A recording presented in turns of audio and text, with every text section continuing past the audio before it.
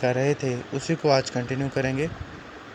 ایک رات سپن گل نے اپنے باپ کو خواب میں دیکھا کہ وہ کہہ رہا ہے، بیٹی میری روح تجھ سے بہت خوش ہے، اب مجھے کوئی ملال نہیں کہ میرے کوئی بیٹا نہیں ہے۔ تو نے بیٹوں سے بڑھ کر میرے قاتل کی تلاش کی ہے، لیکن اب تو اس خیال کو اپنے دل سے نکال دے اور اپنی بوڑھی ماں کی خدمت کر۔ اس خواب سے سپن گل جاگ اٹھی اور اس کے کانوں میں بڑی دیر تک اپنے باپ کی آواز گونجتی رہی۔ اتنے میں دروازے پر دستک ہوئی۔ تھوڑی دیر کے بعد پھر کسی نے دروازہ کھٹکھٹایا۔ اب ماں بھی جاگ پڑی تھی۔ ماں بیٹی دونوں نے اٹھ کر دروازہ کھولا۔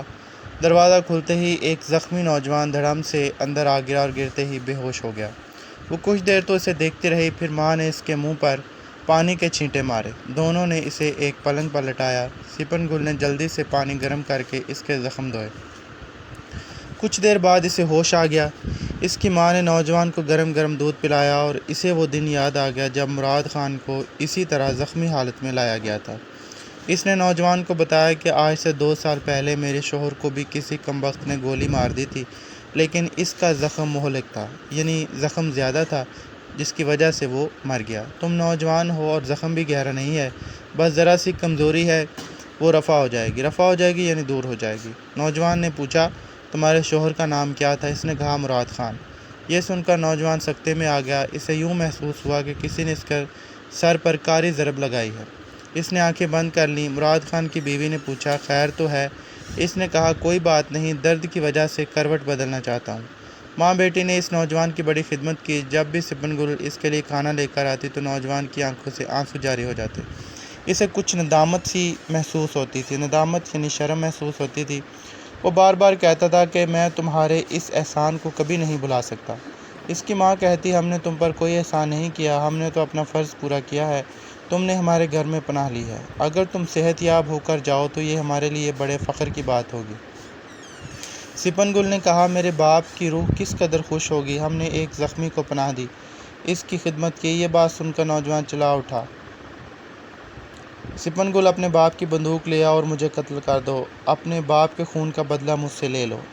میں ہی وہ بدبخت ہوں، یعنی بدقسمت ہوں، جس نے کسی کے اشارے پر مراد خان کو قتل کیا تھا۔ مجھے خبر نہیں تھی کہ تقدیر مجھے مراد خان کے گھر پناہ لینے پر مجبور کر دے گی۔ مجھے قتل کر دو، میں زندہ رہنے کے قابل نہیں ہوں۔ سپن گل کے سینے میں انتقام کی آگ بھڑک اٹھی۔ وہ ایک بھپرے ہوئے شیر کی طرح دوڑتی ہوئی کمرے سے اپنے باپ کی بندوق لے آئی۔ آج تو وہ دن آیا تھا جس کی آرزو میں وہ زندہ تھی۔ آج کے دن تو اسے مرے ہوئے باپ سے کیا ہوا وعدہ پورا کرنا تھا۔ سپن گل نے بندوق کی نالی نوجوان کی طرف کی تو اس کی ماں نے ڈانٹ کر کہا، لڑکی تیرے حواس تو ٹھکانے ہیں، یہ نوجوان اگرچہ ہمارا دشمن ہے لیکن اس نے ہمارے گھر میں پناہ لی ہے، اگر ہمارے گھر میں اسے کچھ ہو گیا تو ہم کسی کو منہ دکھانے کے قابل نہیں رہیں گے۔ بیٹی تو اچھی طرح سے جانتی ہے کہ ہمارا دستور ہے کہ اگر دشمن بھی ہمارے گھر پناہ لے لے تو اس کی جان کی حفاظت کرنا ہمارا فرض بن جاتا ہے، یہ تو ہم کبھی سوچ بھی نہیں سکتے کہ گھر آئے مہمان کو قتل کر دیں۔ سپن گل، خدا کے لیے بندوق پھینک دو۔ ماں نے یہ باتیں کچھ اس انداز سے کہیں کہ سپن گل پر ان باتوں کا بڑا اثر ہوا۔ اس نے بندوق پھینک دی اور نوجوان سے کہا، کاش اس گھر کی چار دیوار سے باہر مجھے پتہ چل جاتا کہ تو میرے باپ کا قاتل ہے تو میرے ہاتھ سے بچ کر نہ جاتا۔ تو ہمارے گھر میں مہمان بن کر آیا، اس لیے میں تجھے معاف کرتی ہوں۔ تو بیٹا اس چیپٹر کی آپ نے ریڈنگ اچھی طرح سے یاد کرنی ہے۔ شکریہ۔